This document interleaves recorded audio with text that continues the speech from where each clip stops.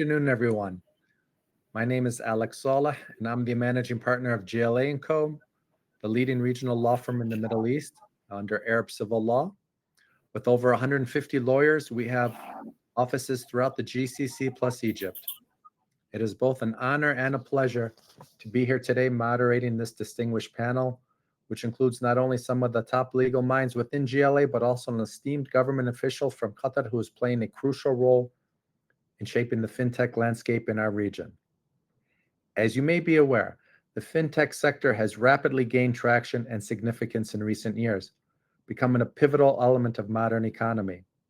At GLA & Co., we've been at the forefront of this transformation in the Middle East, witnessing firsthand the dynamic changes and the myriad opportunities that this sector presents.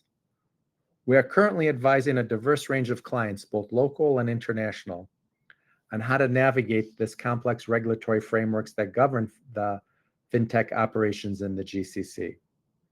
This includes helping local entrepreneurs set up their businesses and secure fintech licenses from the relevant regulatory bodies, while also assisting international firms that are eager to penetrate the growing market.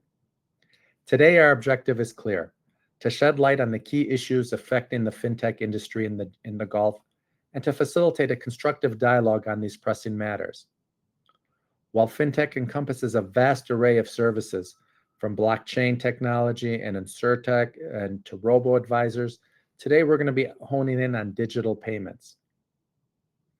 In our neighborhood, this is an area where we've seen considerable growth and demand for our legal expertise. Digital payments are not only reshaping how consumers and businesses transact, but are also driving innovation across the financial services landscape. Throughout our discussion, we will explore various categories under the umbrella of digital payments. This includes mobile wallets, peer-to-peer payment systems, e-commerce, payment solutions, and much more. Each of these categories has its own unique challenges and opportunities, and we aim to provide you with a comprehensive understanding of what is currently happening in this space.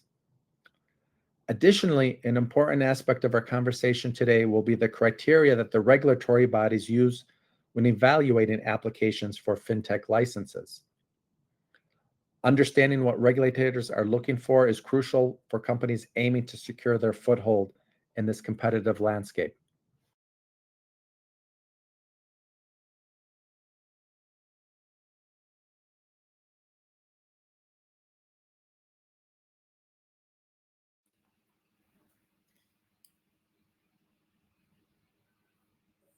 It appears we're having a little connection issue. I think we can get started by just getting into the first question for each of our panelists. So if we can skip ahead, just to give brief introductions on each of the members of today's panel. We are joined by our guest speaker, Mr. Henk Jan Hugendorn, who is the Chief Financial Services Sector Officer at the Qatar Financial Center. In a way, I guess he's my regulator. So hello, Henk, welcome. We also are joined by Mr. Ashraf Hindi, who is a partner and head of GLA's banking and finance practice area. We are also joined by Hagi Taha, who is a partner based largely in our Egypt and Saudi offices, and Mr. Khalid Abu Arabi, who is a senior associate based in our UAE office, and myself, Dean Jaludi, partner and head of the Doha office of GLA Co. So before we get into the questions that are going to be fielded by each of our GLA lawyers, our special guest, Mr. Henk Hugendorn, I believe would like to speak to us for a few minutes about the role of fintech in Qatar's financial ecosystem. Without further ado, Henk, please take it away. Yeah, thank you, Dean, and thank you, Alex, for the introduction, and thank you, GLA Co, to present a little bit on Qatar. So I'm the chief of the financial sector office at the Qatar Financial Center, and we are similar to our neighbors in the UAE. We are a common law jurisdiction where the professional sector can set up specifically the banks, law firms, but also fintech. So our setup is relatively similar. I think the big difference with the others is the fact that we are onshore and you can do business in all kinds of currencies, which makes it easier to do business on the ground. We have our own regulator and we have our own court system. So we are completely equipped to help our customers. And for the lawyers under us, if there is a judge rule, it can be executed in the state. So we don't have these issues between state and QFC as a platform. Going to fintech, so what we have found about a few years ago, most of the fintech companies are non-regulated by nature, so they're a technology provider to the financial sector. So we created at QFC, we're a licensing platform, we created a license category for non-regulated fintech service providers, and most of them fall in that category. All kinds of technologies helping financial institutions and others to be successful. So we have about 8 categories here. I will not list them all, but I'm sure that the presentation will be shared after this session. But most of them fall in those 8 categories. And I think that is a great start. So ever since we started, the fintech scene in Qatar emerged. We're a small country, we're all working together. So Qatar Development Bank, our local development bank, has created Qatar Fintech Hub. And they run accelerator and incubator programs and make sure that we attract the right fintech companies that can actually do business in the country. So Qatar Central Bank, the main regulator, they have embarked on a clear fintech strategy. So those fintech categories that we need, like payment service providers, buy now, pay later, crowd funding, etc. Fintech companies can get a license or authorization from the central bank to operate in that sector. So there is a clear process, there is a sandbox. You talk directly to a dedicated team in the Qatar Central Bank. So unique about this setup is that even though you deal with the central bank, you can set up an entity with us as a license, as a corporate registration, but still can be regulated by the central bank. I think that is relatively unique in the region. So if I move ahead, then obviously we have some fintech companies. Many of the payment service providers, because I think that's a topic for today, are local companies. So the central bank has given about 10 already. And I don't think there will be another 10. So the central bank will be very reluctant to let everyone in. So we invite all the fintech companies that would like to do business in Qatar to partner with those fintech firms or with local banks. And I think it's important to know that we welcome all technology players to our events, specifically Web Summit and MENA InsurTech.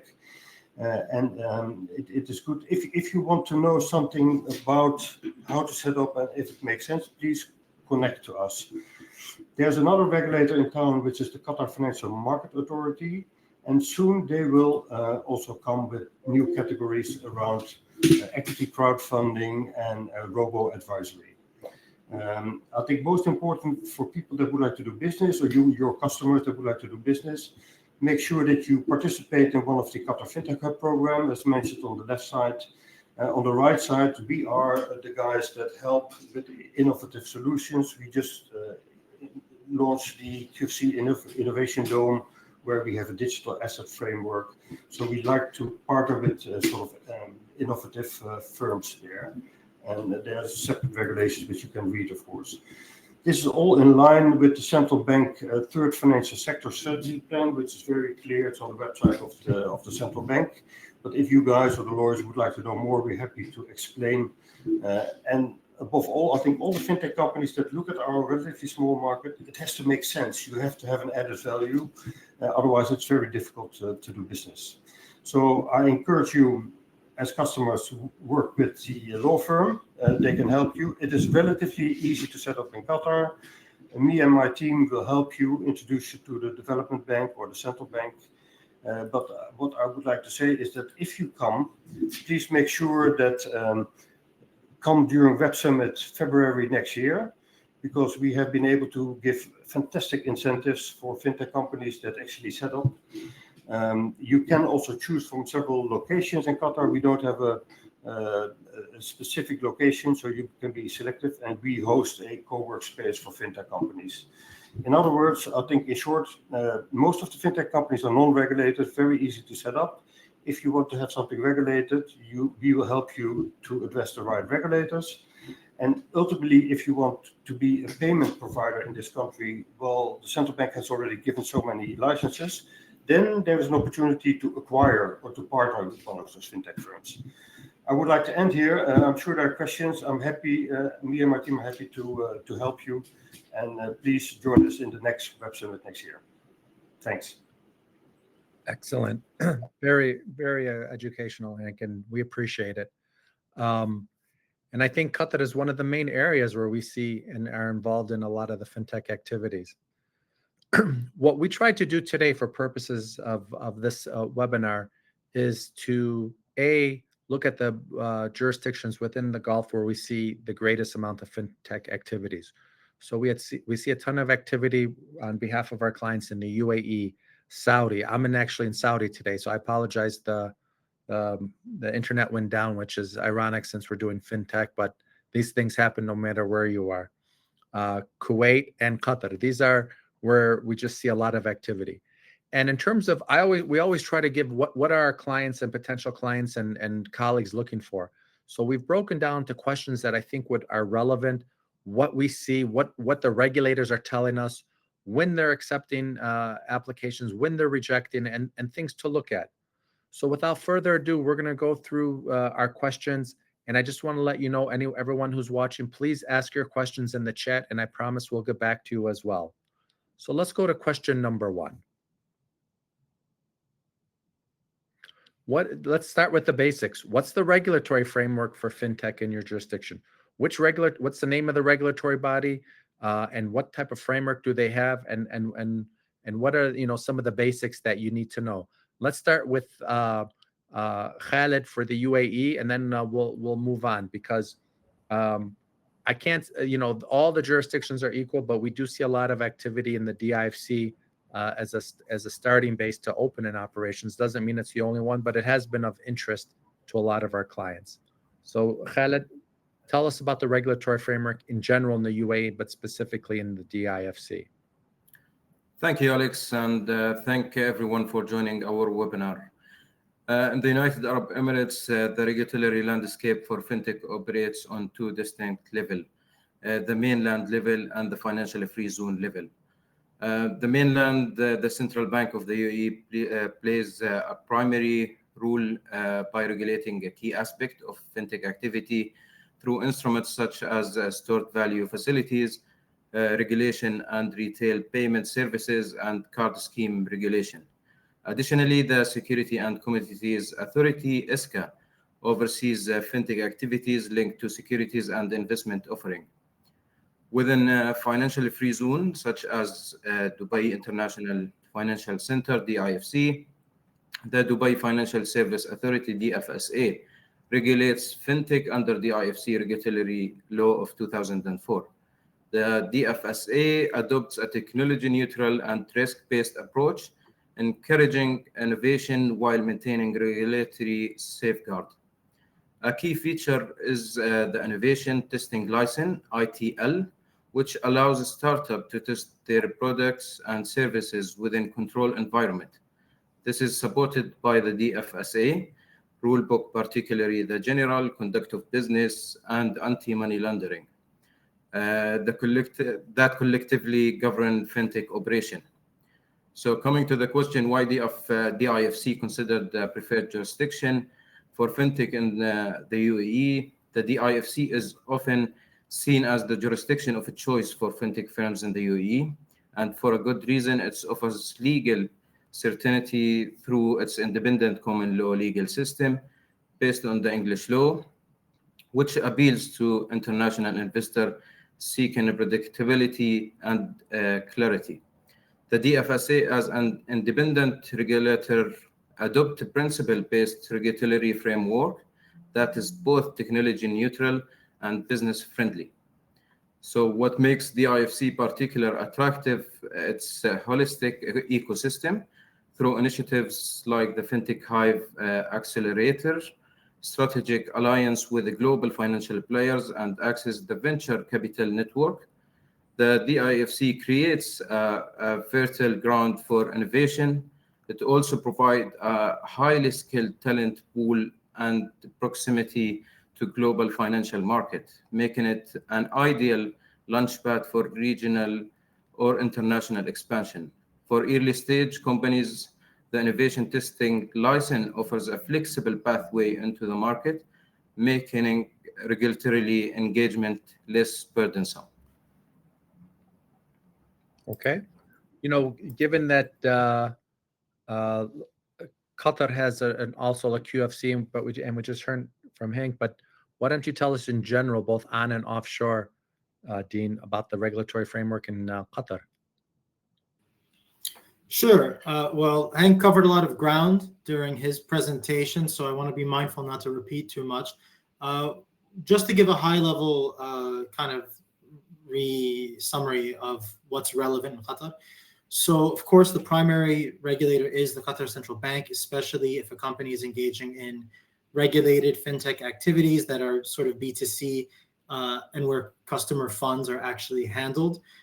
For companies that are just doing sort of back-end B2B, fintech B2B services, those will not have to be regulated by the central bank.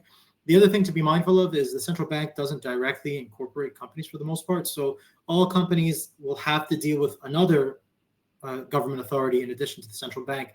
Most will go through the Ministry of Commerce, which is basically our mainland state system for registering and incorporating companies. But among all of our financial centers or free zones, the Qatar Financial Center is the most popular by far. There are a couple of other jurisdictions like the Qatar Science and Technology Park, QSTP. There are quite a few well-known fintechs or sort of technology companies that are incorporated there. I'm not sure if any of them have QCB licenses yet, but that's another jurisdiction. So those are the 3 to 4 most relevant government authorities in this space. And again, just to reiterate something that Hank mentioned, which is that even though the Qatar Financial Center does have a regulatory authority and does sort of authorize and regulate financial firms, so far they do not regulate fintech or regulated fintech companies.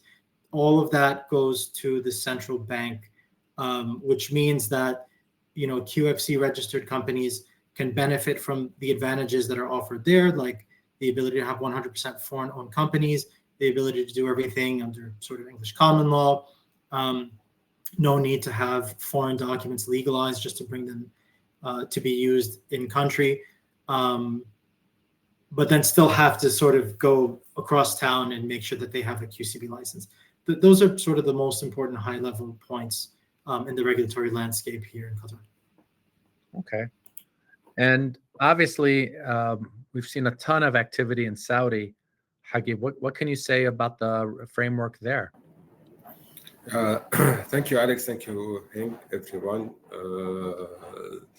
Indeed, Alex, in Saudi Arabia, fintech sector is governed by regulations issued primarily by the Saudi Central Bank, SAMA, and the Saudi Capital Market Authority, CMA. I can summarize the key regulation, including the payment service provider guidelines, debt-based crowdfunding rules, consumer microfinance regulations, open banking framework, equity crowdfunding framework, and the regulatory sandbox. Actually, these frameworks are detailed in the 2023 FinTech Access Guide. While currently there is no single law, SAMA and CMA regulation provide comprehensive oversight for electronic payments, securities, and innovative financial services. Let's see what about Kuwait with Ashraf. Thanks, Heki. So for Kuwait, just to give you sort of a historical background, the government issued a law back in 2014, which is the Electronic Transaction Law. This law sort of set the scene for establishing a foundational legal framework governing electronic transactions in general in Kuwait. And the law has designated the Central Bank of Kuwait as the authority that issues instructions to banks and other fintech firms in order to regulate the fintech activities. and supervise these companies. So in accordance with that, the Central Bank of Kuwait throughout the years have issued several regulations that govern fintech. Mainly, we have currently in place 2 regulations, one for digital banks and one for the electronic payment transactions. So for the digital banks, that was issued in 2022, and this covers all the banking activities that are defined under the banking law. So, of course, the banking law defines the banking activities as, for example, accepting deposits, opening accounts, making transfers, giving credit. So all these activities, by implication, would apply to digital bank activities. And of course, there is the process inside this regulation on how you can apply for a license to be a digital bank in Kuwait. The second regulation, which is sort of the star regulation that we have, was in 2018 and then later amended in 2023. Actually, it includes all the activities that we see nowadays for fintech companies, e-payment service providers, e-money service providers, initiation of payments, payment gateways, mobile payment solutions. So all these things are covered under the e-payment regulation of 2023. And there is a clear path on how a startup or an investor can apply for a fintech license to operate any of these activities. So that's sort of the scene, the current regulatory framework of fintech in Kuwait. Okay, very helpful. Let's move on to the next question. Because always as a starting point, our clients will ask us, give us the background for each jurisdiction and who's the regulator and what is the laws and regs. The next area, as we start drilling down and for a lot of individuals, so they'll say, okay, I'm trying to get a license. Where are the main activities and so forth. Well, as we talked about in the opening, fintech is a very large area, 10, 12, 13 different categories. But to be honest, the majority of work that we see is in the context of digital payments and in the 3 sub areas that we talked about earlier. And that's where probably 90% of our applications are going to one of the different types of digital payments. The next question is, how do you obtain a fintech license? And in each jurisdiction, there's obviously an application process of the boring information and documents that you need, but there are also some crucial aspects that are substantive in nature and are very jurisdiction by jurisdiction based. Let's start with Khaled in the UAE and DIFC in terms of what are, within the digital payment sector, how is fintech activities defined, and what are the essentials in terms of securing a license? Of course, obtaining a fintech license in the UAE, particularly within the DIFC, is a structured and well-defined process. The journey typically begins with an initial engagement with the DFSA, where the applicant submits a pre-application that outlines its proposed business model. If the DFSA deems that activity to fall within its regulatory scope, the applicant then proceeds to submit a formal application via the DFSA online portal. At this stage, the company is expected to provide a robust package of documents, including a detailed business plan, financial forecast, information on IT infrastructure, and cybersecurity protocol, as well as anti-money laundering and counter-terrorism financing policies, and fit and proper declaration for key personnel. The DFSA comprehensive due diligence, often involving interactive sessions and requests for clarification before issuing the relevant license. Where we often see issues arise is when a client attempts to apply for multiple licenses at once without having developed a clear business plan. This approach typically results in delays or outright rejection by the authority. We always advise our clients to start with a single activity and submit a well-prepared and focused application that demonstrates a compliance readiness from day one. Licensing category vary depending on the nature of the business. For instance, a money service license may be appropriate for payment and wallet service. An advisory license may suit a robo-advisory platform. An asset management license is needed for algorithm-driven portfolio manager, and the crowdfunding operator license is required for equity or debit-based crowdfunding platform. Okay. Dean, when I've seen applications get rejected, many times it's on the substance, on a business plan that's not developed well enough, a compliance program on AML and related activities that doesn't give a lot of confidence to the regulator, or even not having a robust cybersecurity protocol and system to safeguard the users of the same.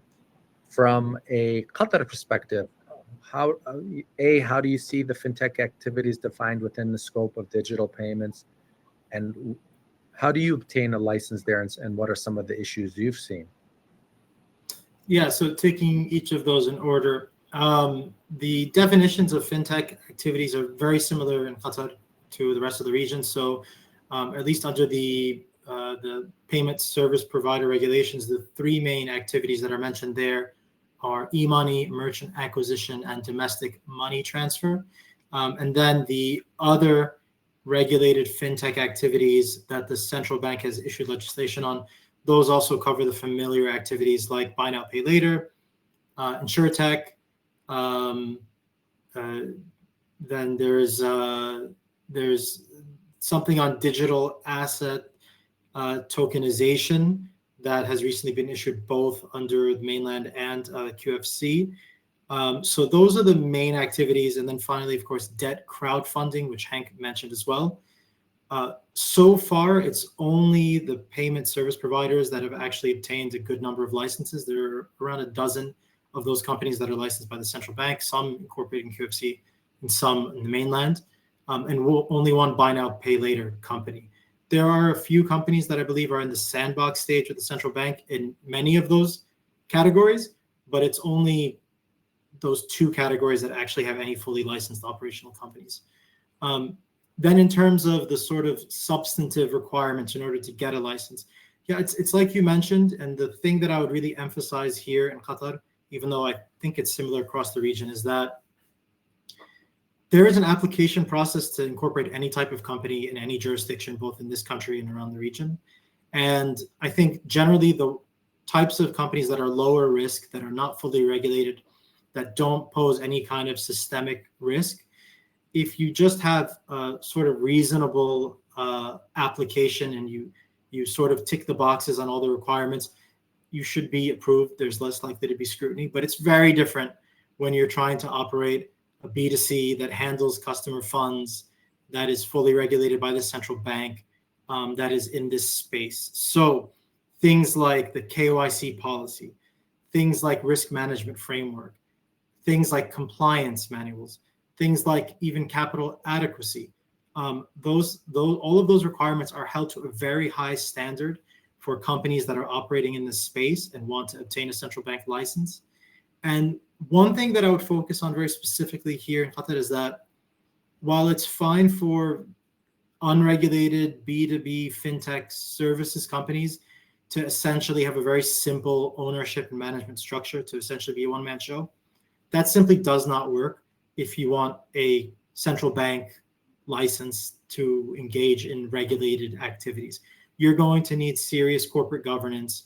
You're going to need checks and balances. And whatever is stated in the application, you can rest assured that the central bank will check very, very closely to see if all of that is complied with. Absolutely.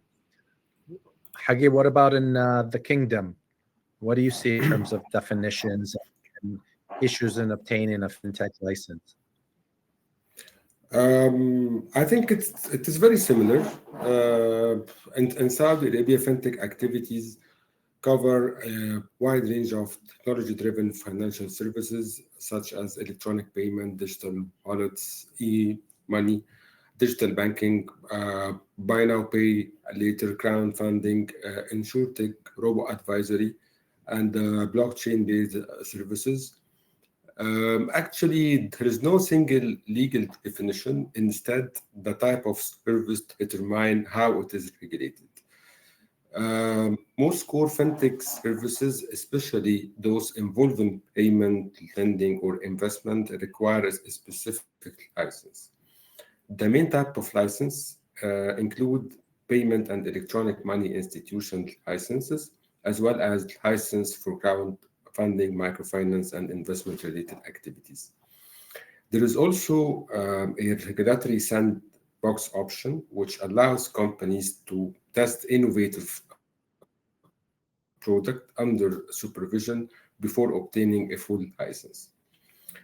The process to obtain fintech license normally start with identifying the right regulator, either SAMA, which for banking and the payment, or CMA for investment services. Next, the investor chooses the entry path, such as setting up a local company or even partnering with a local entity. Then the investor prepare a detailed application covering business plan, financial models, compliance and risk management. If the contemplated activity is particularly innovative, the investor can apply to the regulatory sandbox. Once the application is submitted, the regulator reviews it, and if approved, the investor will receive the license and must maintain ongoing compliance. Okay. And back to Kuwait, Ashraf, what's the process been like in terms of defining these activities and actually getting a license from the central bank, and what have been some of the challenges? So in Kuwait, there are two main licenses that a fintech company can get. First is the e-payment service provider, and the second is the e-money service provider.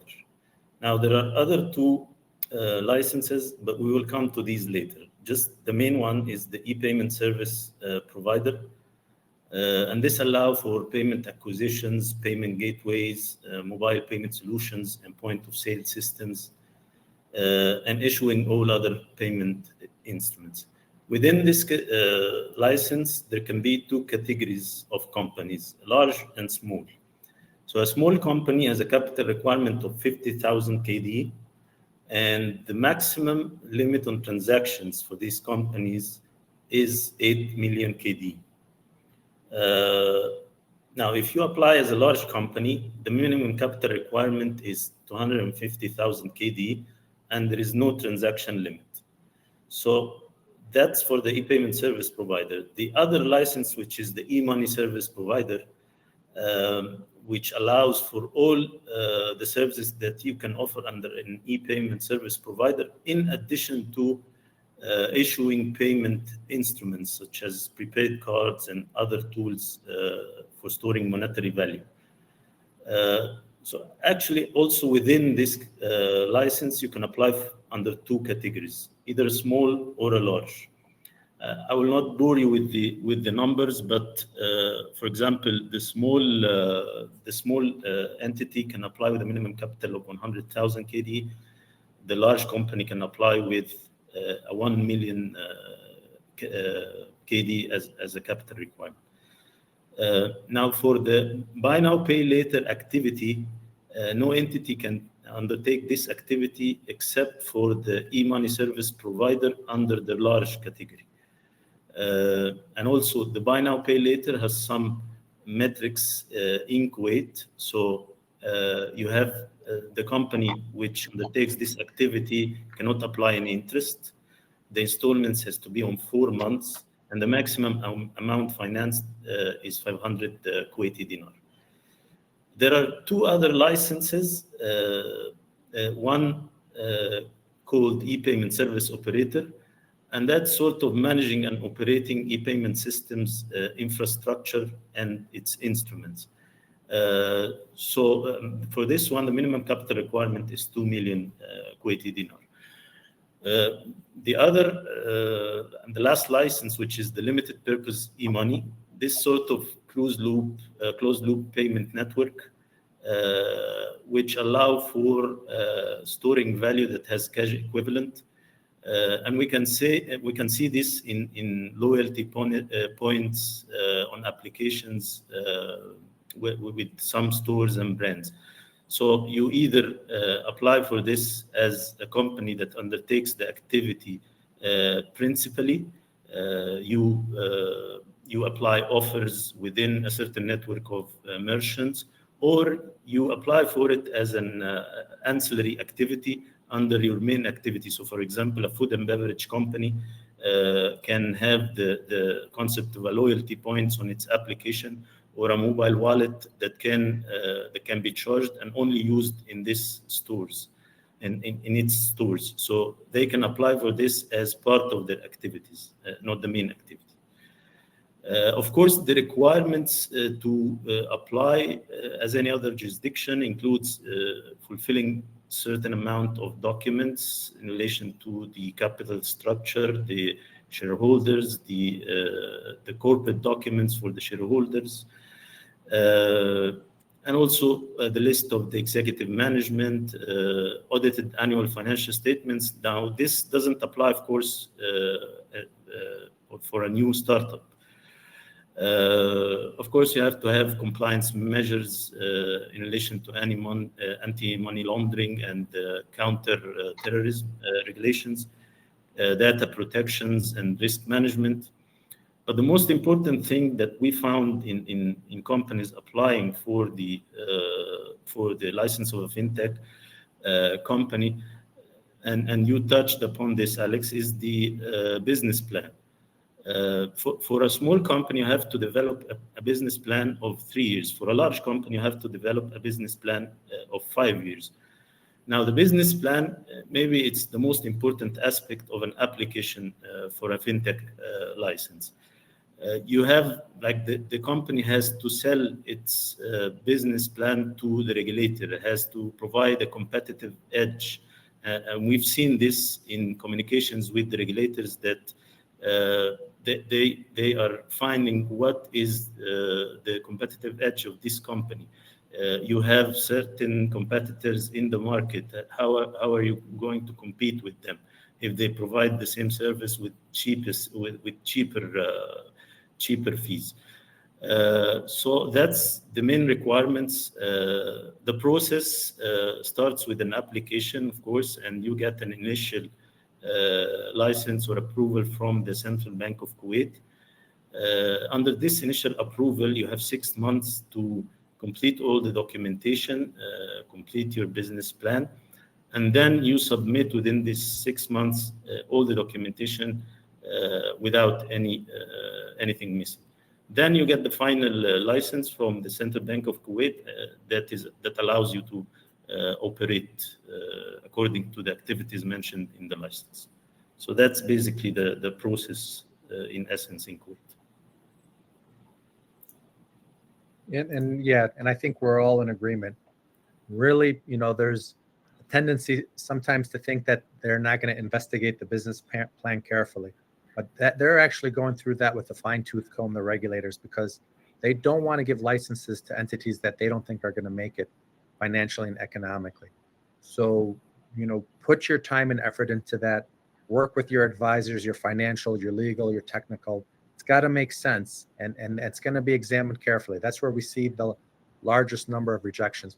Business plans that simply don't give confidence to the regulators that you're actually going to make a profit on this, and they don't want failed ventures in their jurisdictions.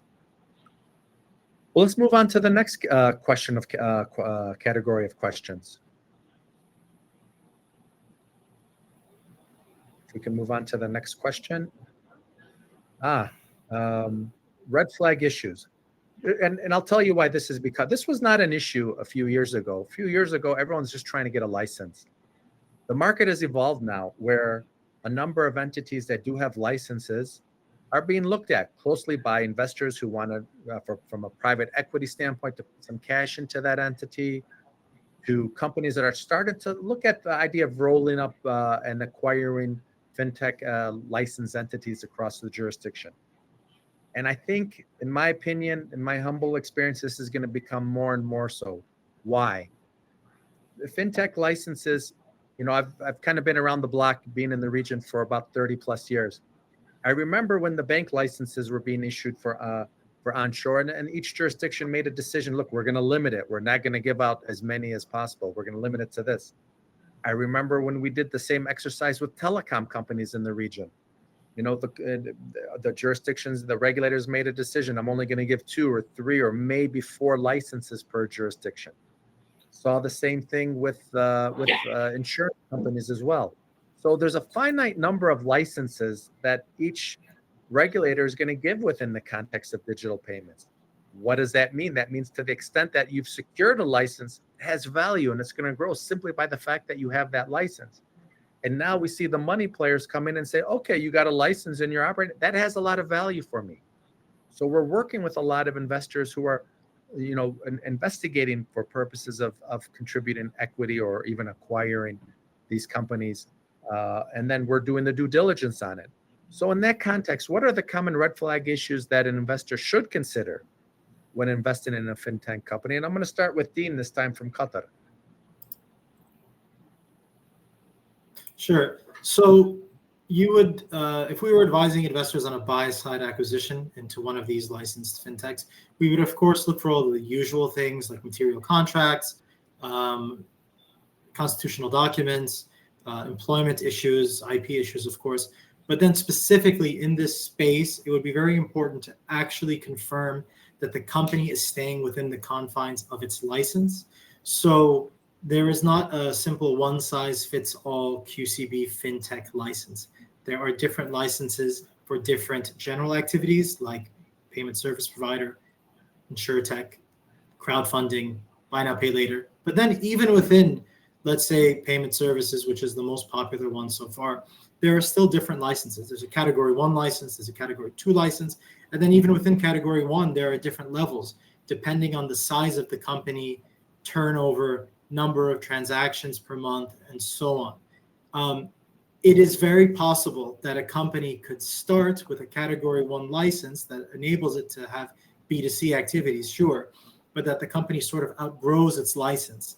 The problem is that when a company does that, it may not want to pay and deal with the consequences of outgrowing its license. So to give a very specific example, a company may have a category 1 license to do B2C sort of money handling payment service provider activities. But if the company becomes more successful than it anticipated, if it has more customers, more transactions, more monetary value of transactions every month, the central bank requires it to keep increasing its share capital. And these share capital requirements can be as high as 10 million reals or higher. And the central bank may even require the company to change its legal structure to a joint stock company, which obviously is more difficult than an LLC. There's way more corporate governance and documentation and sort of compliance obligations. So these are the things that we would specifically watch out for in this space. Okay. Khaled, what about in the UAE? Yeah, so for foreign investors looking to enter the UAE fintech space, especially in regulated environment like DIFC or ADGM, there are several red flags issues that must be carefully assessed. First and foremost, the licensing status of the fintech company must be verified as engaging in regulated activities without appropriate DFSA or FSRA license carries a very significant legal and reputational risk. Investors should also investigate the company compliance history, including its track record with AML requirements, cybersecurity protocols, and regulatory filing. A poor compliance history or unresolved enforcement action should raise immediate concern. Another critical area is the corporate governance and ownership structure. Particular attention should be paid to nominee arrangements or indirect beneficial ownership, which could trigger a concern under UAE substance and economic presence regulations. Intellectual property rights are also a common point of contention. Investors should confirm that the company technology is probably protected and free of third-party claims. I would say, lastly, the commercial viability of the fintech offering should not be overlooked. Many startups operate under the ITL and may still be validating their business model. Investors must evaluate whether the company has a credible path to scalability and sustainability. Conducting a robust legal and regulatory due diligence is essential to mitigate the exposure. Okay. Hagin, what about in the kingdom as we've started to do due diligence? What are some of the issues that you've seen? Of course, Alex, when investing in a fintech company in Saudi Arabia, investors must be aware of several critical red flag issues that commonly arise during due diligence. The Saudi fintech landscape is highly regulated and presents unique challenges for investors. Most significant issues to consider are as follows. First of all, determining which regulator has jurisdiction over particular fintech activities and the applicable regulation. Then the restricted sectors mean while Saudi Arabia allows currently 100% foreign ownership in most of fintech activities, still some activities may require local partner or special approval. Also, investors must verify if the company complies with the negative list. Data localization and the privacy compliance are non-negotiable in Saudi fintech sector. Investors must ensure that target companies have robust data governance, localization, and privacy frameworks in place. Also, to consider other elements as the Sharia compliance, Saudization requirement, exit and repatriation of profits.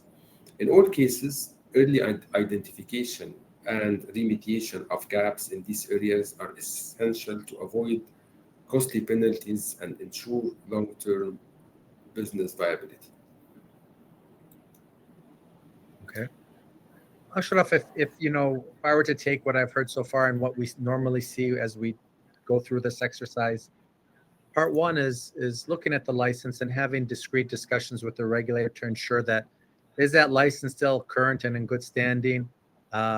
What does the license actually cover? Because as the regulators get more and more detailed, sometimes it's not always clear the expanse of the breadth of that particular license. So it sometimes needs discrete conversations. And at the same time, we're not there yet because so many licenses are new. But it's going to be what have they done to stay in compliance with that license, compliance with the compliance programs, the cybersecurity, the business plan even. And, what I've seen in other industries and other regulated industries where the regulators will start to issue warning letters and whatnot. And I think obviously that's going to be crucial for an investor to look at. So kind of this as a background in terms of what we've done so far. What do you see from a Kuwait perspective in terms of these red flag issues? Does it mirror this? Is there something I'm missing? Is there anything you would take out? Well, I couldn't agree anymore. As Dean said, there's no one size fits all. So you have to look into the documents, you have to look into the authorizations that the company got. And of course, there are constant periodical reporting requirements on the company with the regulator. So you have to open this dialogue with the company to get the correspondences between their internal departments and the regulator. If there's no confidentiality concerns, you can open the conversation with the regulator itself. In Kuwait, there is one rule that says the regulator can visit the company and make an investigation on its records or books. So maybe if you have minutes of these visits, can give you a flavor of how the regulator sees the company. So these are basically the things that you have to look at when you're making a due diligence on a company, on a fintech company. Right. And I really predict, in the context of digital payments, whether it's mobile wallet, peer-to-peer, e-commerce payment licenses, the regulators are only going to give out a certain finite. Then no one has said that. It's not official, but it just makes sense. So I think, to the extent that licenses have been issued and the ones that will be issued over the next 6, 12, 24 months, they're going to be gold. They're going to be golden. But then the question is, ensuring that the party that has that stays in compliance, and what, as lawyers, we need to look at in terms of ensuring that license, has the value that we think it's going to have. I know we're running a little bit late, so we're going to move quickly to our last question, and we'll just open it up. What are the recent developments in your jurisdiction? Tell us something that we didn't know, it's been a little bit, recently over the last 3-6 months that, the regulator has told you, and over a cup of coffee or a new recently issued regs, something that we should know about, that is relatively new. Let's start with Khalid in UAE. What's recent over there? I would say the UAE continues to solidify its position as a fintech leader in the region, with the DIFC standing out as a hub for innovation. As of 2024, the DIFC hosts over 700 fintech and innovation firms, making it the largest fintech ecosystem in the MENA region. The ecosystem spans various verticals, from digital payment and wealth tech to insurtech, regtech, and crypto assets. Notable market players include Tabi, a leader in the buy now, pay later space, Sarwa, a robo-advisory platform, Baraka, an investment app, and Mamo, which provides digital payment solution. The fintech hive continues to play a central role by nurturing startups, facilitating dialogue with the regulators, and connecting firms with financial institutions and investors. The growth is supported by progressive regulations, a strong common law framework, and high level of venture capital activity.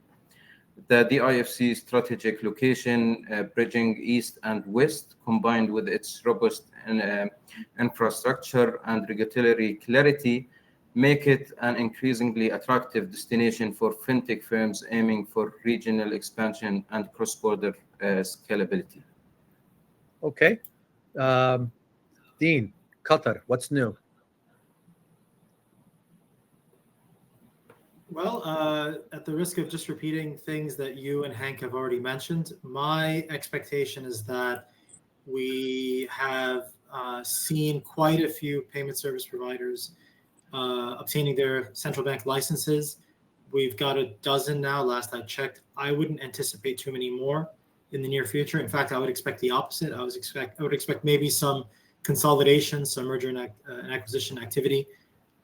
I would expect the opposite for buy now, pay later companies. There's one that has a central bank license. I doubt they'll be the only one, and I'm aware of a few others that are in the sandbox stage. So I think some of those will come on board soon. And I expect that the other categories as well, like crowdfunding, insurtech, I think that maybe the central bank will decide that some of those companies in the sandbox will be able to actually get their licenses and become fully operational. So that's what I'm expecting. And what about in Saudi, Hagid? What's new? Yeah, very, very quickly. As we all know, Saudi Arabia's fintech sector is in a phase of very rapid expansion and innovation, highlighted by progressive regulation, government support, and a dynamic market environment. Key recent developments include the increase of digital banks, the rollout of open banking, the rise of BNPL and digital lending, and a strong focus on data protection and cybersecurity. Saudi Arabia's approach ensures that fintech companies can innovate while maintaining strong regulatory oversight and consumer protection.